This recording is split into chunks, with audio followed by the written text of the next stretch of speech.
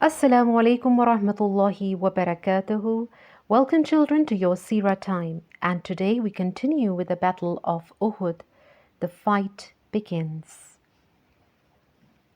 So, with 700 pure men of faith on one side and a greater strength of 3,000 men of the unbelievers on the other side, both the parties were face to face with each other.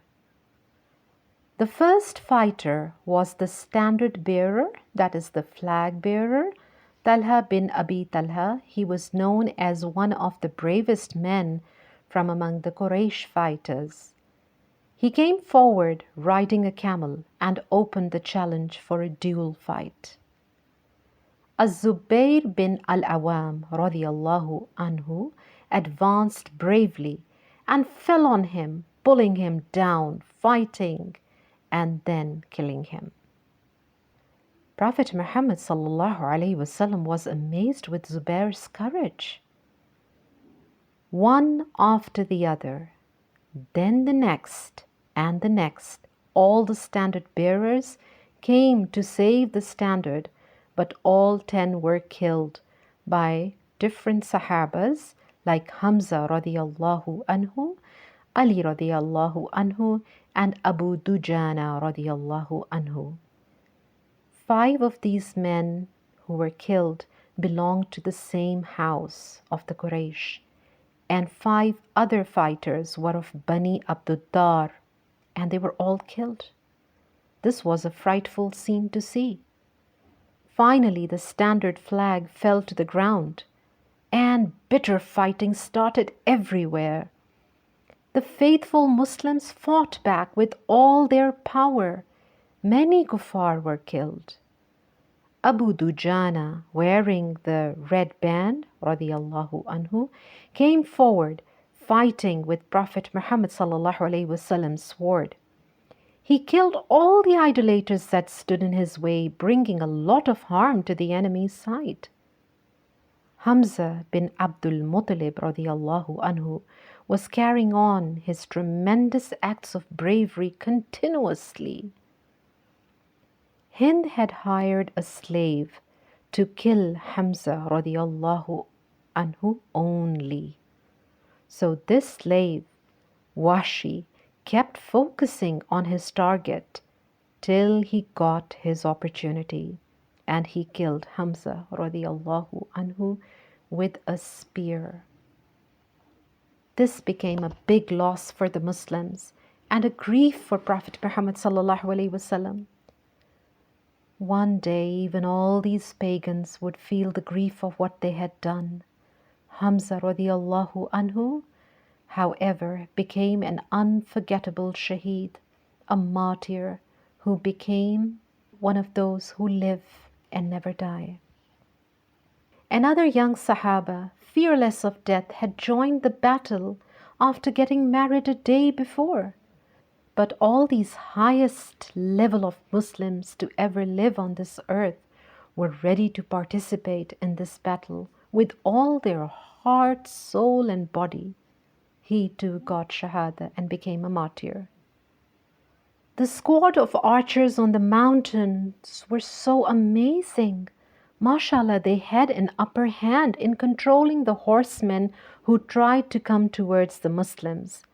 So the Muslims, that is the Sahabas, could continue to fight with their swords while the mountain walls protected them from behind, and the archers kept raining the arrows upon their enemies, not letting them get close to them. 3 times Khalid bin al-Walid with his supporters, Amir al-Fasik, tried to make a big attack on the Muslims, but each time they failed, as the archers were so skillful that they drove them away, protecting their Muslim army.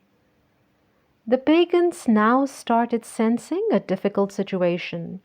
They saw the Muslims were fierce and had full command, controlling the entire battle stage.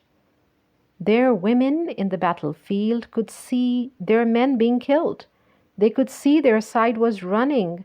So with anger and hopelessness, they too stopped their cheering and started to run away from the battlefield, gathering their trailing dresses. It seemed like the Muslims were going to win again, and the kuffar were really scared. They just had to run for their lives. They were leaving their things behind too. This scene showed the Muslims were soon going to win this battle too. Unfortunately, a very strange thing happened. The battle was going on, but the Sahabas on the mountain of archers could see the pagans running away, as well as the horsemen fleeing away too.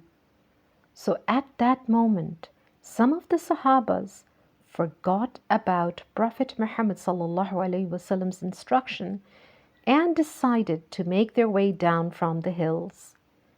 They could see the enemy running away. They could see the things and weapons left behind by them. They could see victory and an end of the battle. So with happiness, they started leaving the mountain and coming down. When a companion on the mountain with them saw this, he cried out not to leave their place until told. But it was too late. They made their way down. Just then, Khalid bin Walid turned around and saw the archers leaving the mountain. With his smartness, he decided to turn around and make his way to the few Sahabas left on the mountain. His horsemen followed him, and they martyred the few men on the mountain. Driving close to them, they got hold of their place and made their way down the other side, attacking the Muslims from their backside. The new military development was signaled through shouts, so many of their army came back to take their new positions now. What a disaster! Things started changing. A horrible confusion started amongst the Muslims. They were targeted and started falling to the ground. The Muslims had become trapped between the pagans.